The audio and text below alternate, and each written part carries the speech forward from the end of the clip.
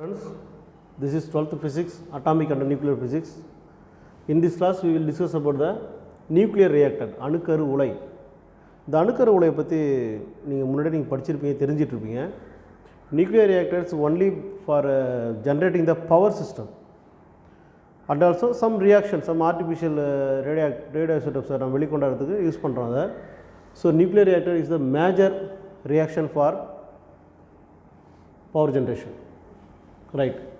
இப்போது இந்த நியூக்ளியர் ரியாக்டரை முதல்ல என்ரிகோ ஃபெர்மி நம்ம கேள்விப்பட்டிருப்போம். என்ரிகோ ஃபெர்மி யாருன்ட்டு லாஸ்ட்டில் நிறைய டிஸ்கஸ் பண்ணியிருக்கோம். அவர் தான் ஃபெர்மியை அறிமுகப்படுத்தினார். That means 10 to the power of -15 meter is the 1 ஃபெர்மின்னு அவர் இன்ட்ரடியூஸ் பண்ணாங்க. ரைட். ஸோ ஃபஸ்ட்டு நியூக்ளியர் ரியாக்டர்னா இந்த கொஷினில் வந்து பார்த்திங்கன்னா பிரித்து 2 மார்க்கில் கேட்பாங்க, இல்லை 3 மார்க்கில் கேட்பாங்க. அதனுடைய பார்ட்ஸை 1 2 மார்க்கில் கேட்பாங்க. டயக்ராம்ஸ் வந்து நான் புக்கில் 2 டயக்ராம் இருக்குது. நேச்சுரலி கிரியேட் பண்ண டயக்ராம் ஒன்று கொடுத்துருப்பாங்க. அதாவது ஒரு இப்போது ரியாக்டர் எங்கே இருக்குதோ அங்கே எப்படி இருக்குமோ அந்த செட்டப் கொடுத்துருப்பாங்க. இது வந்து புக்கில் இருக்கிற டயக்ராம். இதுதான் வந்து ஒரு 2D டயக்ராம். நம்ம புக் ரெப்ரசன்டேஷனுக்காக இந்த டயக்ராம் நம்ம எடுத்துக்கிறோம். ஸோ ஃபஸ்ட்டு நியூக்ளியர் ரியாக்டர்னால் என்ன அப்படின்னு பார்ப்போம். It is a device with nuclear fission takes place in a self-sustained controlled manner. நம்ம லாஸ்ட் கிளாஸில் வந்து செயின் ரியாக்ஷனில் கண்ட்ரோல்டு அன்கண்ட்ரோல்டு செயின் ரியாக்ஷன் பார்த்தோம். அன்கண்ட்ரோல்டு மீன்ஸ் அதனால் வந்து என்ன பண்ண முடியாது, கட்டுப்படுத்தவே முடியாது, போய்கிட்டே இருக்கும். கண்ட்ரோல்டு மீன்ஸ் நம்ம கட்டுப்படுத்தலாம். ஸோ கட்டுப்படுத்தக்கூடிய ஒரு வினை தான் அது. தன்னிச்சையாக தானாக கட்டுப்படுத்தக்கூடிய ஒரு வினை. இது எதன் அடிப்படையில் செயல்படுது? இது ஒரு 1 மார்க் கேட்பாங்க. It is the reactor is under the principle of nuclear fission. கண்டிப்பாக 1 மார்க்கில் கேட்பாங்க. Under the principle of nuclear fission. இது ஒரு செல்ஃப் சஸ்டைன்னா தன்னிச்சையாகவே கண்ட்ரோல் பண்ணக்கூடிய ஒரு device.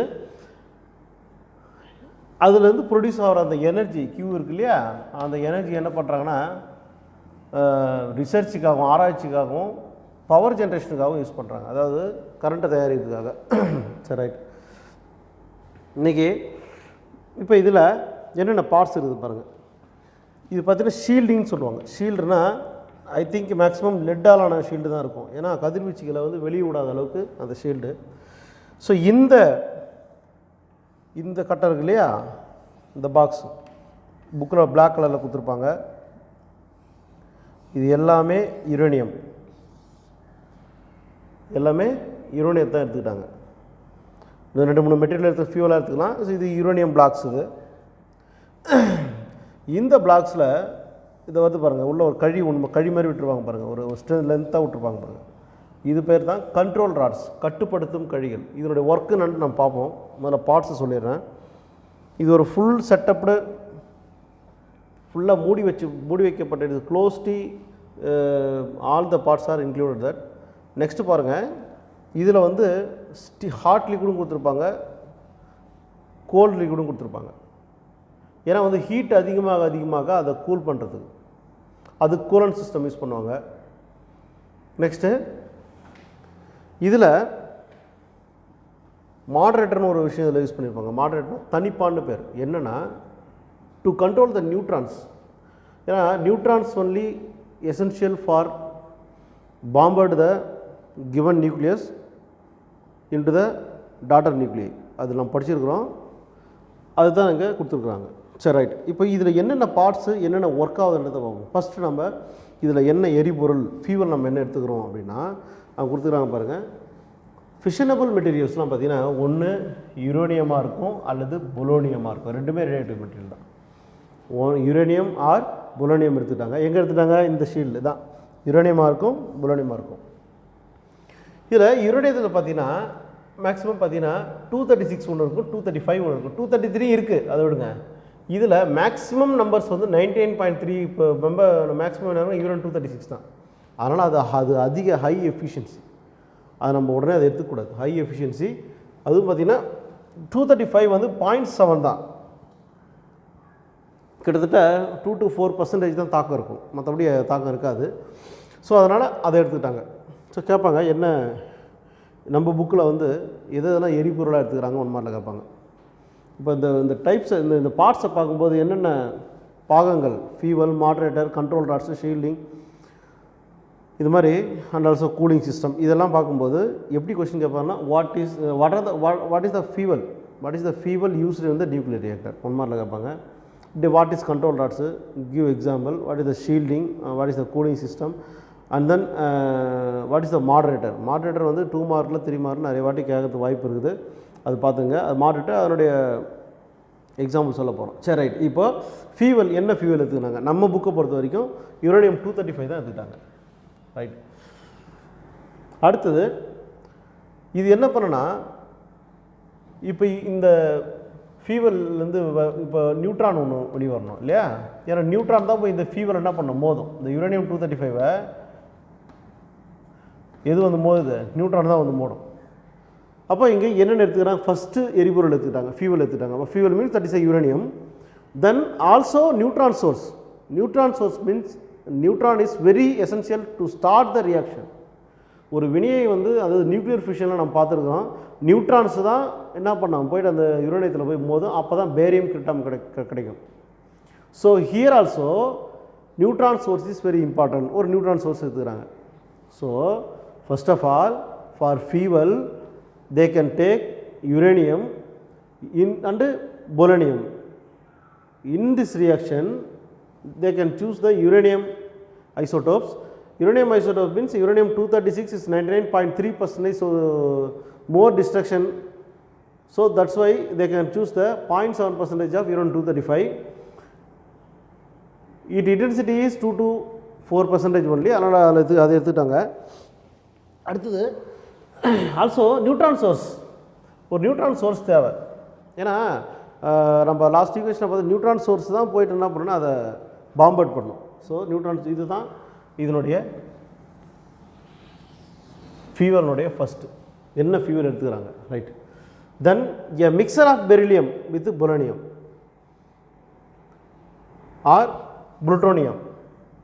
Mixer of beryllium or beryllium, plutonium, polonium is used for the neutron source. இப்போ neutron சோர்ஸுக்கு எது யூஸ் பண்ணுறாங்கன்னு தெரிஞ்சிச்சு. ஸோ இப்போ 2 விஷயத்தை நீங்கள் புரிஞ்சுக்கணும். ஃபஸ்ட்டு ஃபியூவலுக்கு என்ன அப்படின்னா யுரேனியம் 235, யுரேனியம் ஆர் பொலோனியம், அதில் யுரேனியம் 235. நியூட்ரான் சோர்ஸ் எடுத்துக்கணும். For neutron source what can they can choose? That means from the isotopes beryllium, plutonium, polonium. So it's comes under 1 mark question. So what is the name the neutron source, or name the give an example for the neutron source for fuel in nuclear reactor அப்படினு கேட்பாங்க. Right. So இந்த reaction நடக்கும்போது during the reaction இந்த fast neutron இருக்கு இல்லையா, emitted after fission it can be slow. So fast neutrons தான் வெளியே வருது. அதில் ஃபிஷனுக்கு ஆனதுக்கப்புறம் அது ஸ்லோ நியூட்ரானாக மாறுது. அதனால் இங்கே ஸ்லோ நியூட்ரான் தான் தேவை. எதுக்கு? நியூக்ளியர் ரியாக்டருக்கு கேட்பாங்க. So what kind of neutrons used இந்த நியூக்ளியர் ரியாக்டர் அப்படின்னு கேட்டாங்கன்னா you can give the answer slow neutrons, not the fast neutrons. So examples for the neutron source means beryllium, plutonium, polonium, and also example for the fuel nuclear reactor means uranium 235, not 236. Okay, next. இப்போ இதான் இதனுடைய ஃபியூவலுடைய content.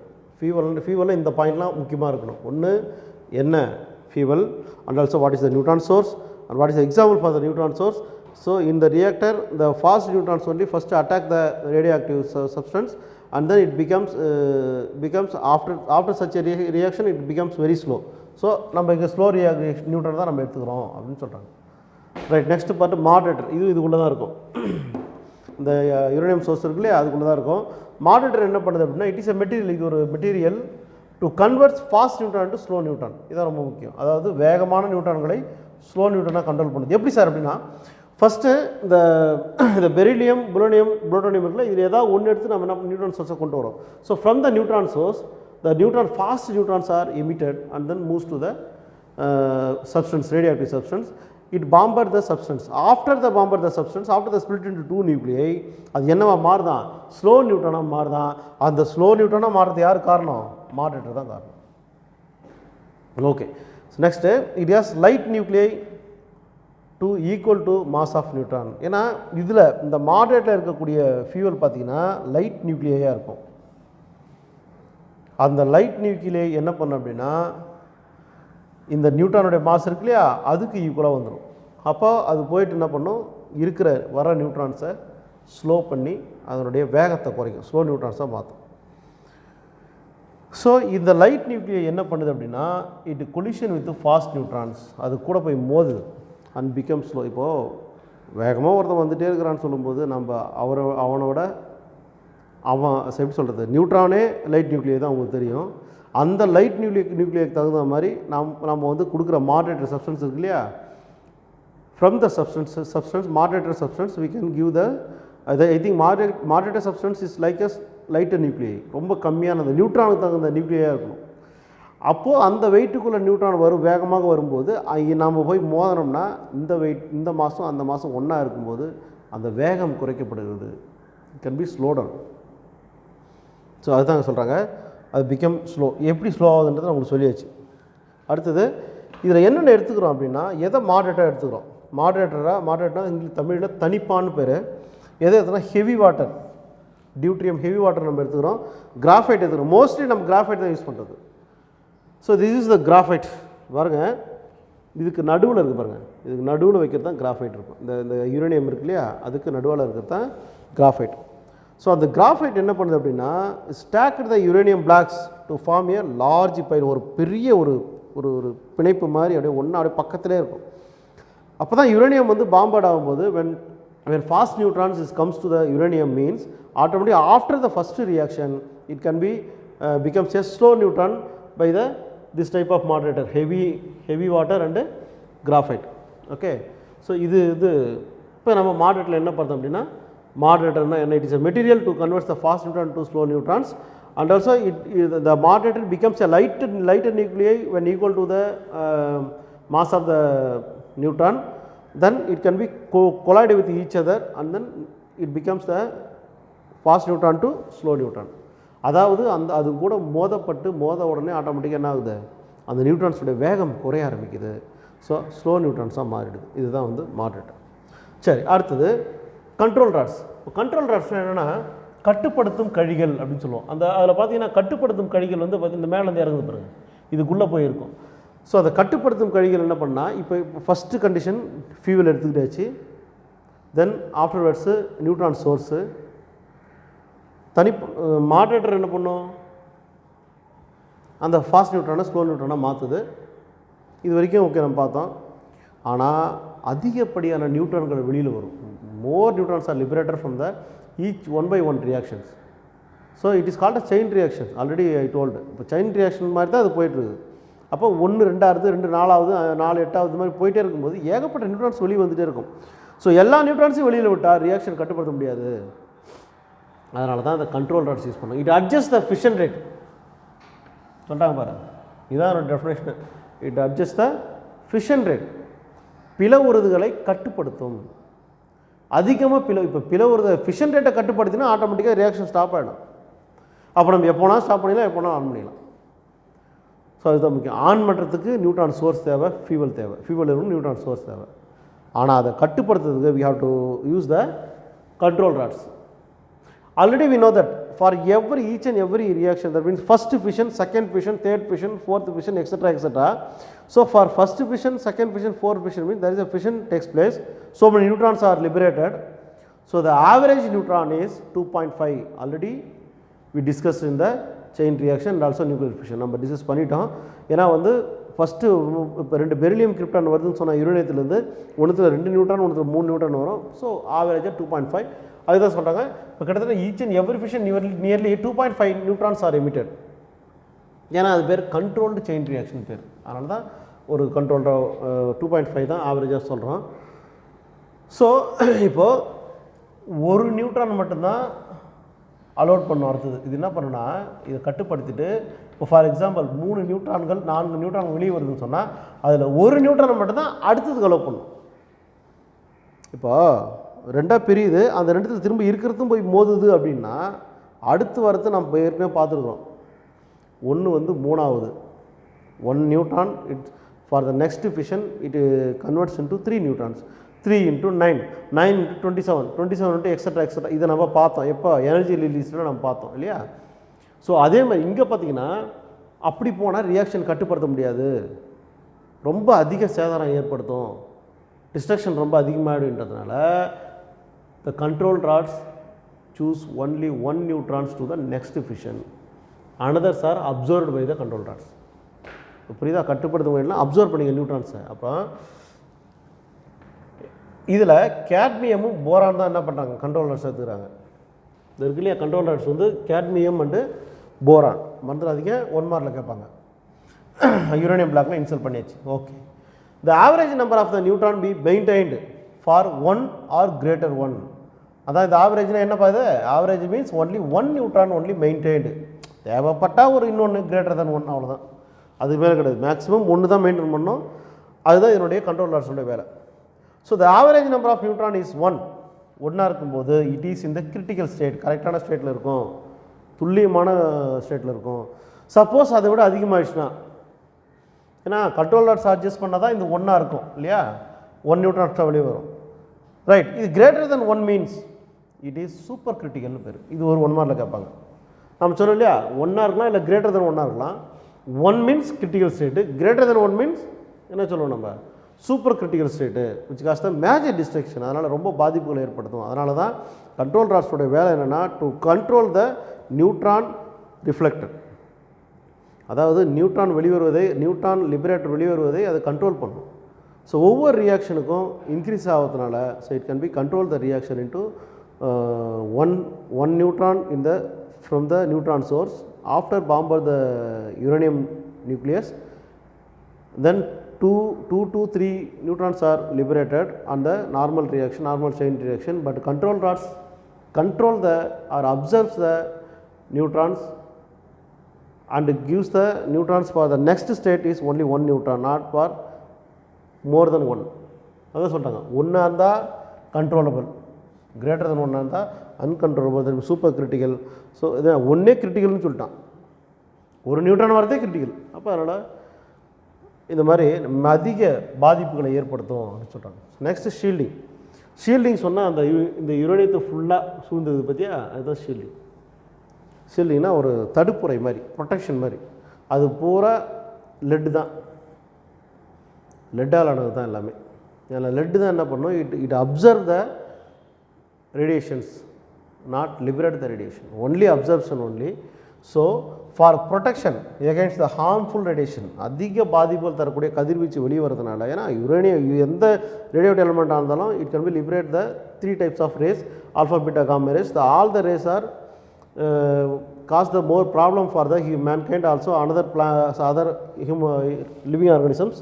So அதனால் என்ன பண்ணனா, ஒரு harmful radiation வரதுக்காக அவங்க protection ஏற்பாடு பண்ணுறாங்க. த நியூக்ளியர் ரியாக்டர், அது முக்கியமாக இது இந்த நியூக்ளியர் ரியாக்டருக்குள்ளே, நியூக்ளியர் ரியாக்டர் மீன்ஸ் அந்த யுரேனியம் இருக்கு இல்லையா, அந்த பாக்ஸு, அந்த பாக்ஸை சுற்றி, இது உள்ளே எப்படி இருக்கும், அந்த பாக்ஸை சுற்றி அந்த ஷீல்டிங் போட்டு வச்சுருக்காங்க, ஷீல்டு போட்டு வச்சுட்டாங்க. சரௌண்ட் பை த கான்க்ரீட் வால், ஒரு பெரிய சுவர் மாதிரி.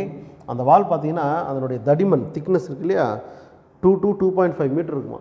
1 மீட்டர்னால எவ்வளோ தூரம் வரும், 2.5னா எவ்வளோ கற்பனை பண்ணிங்க, அவ்வளோ தடியாக இருக்கும். ஏன்னா ரேடியேஷன்ஸ் வந்து அனாவசியமாக வெளியே வரக்கூடாதுன்றதுக்காக.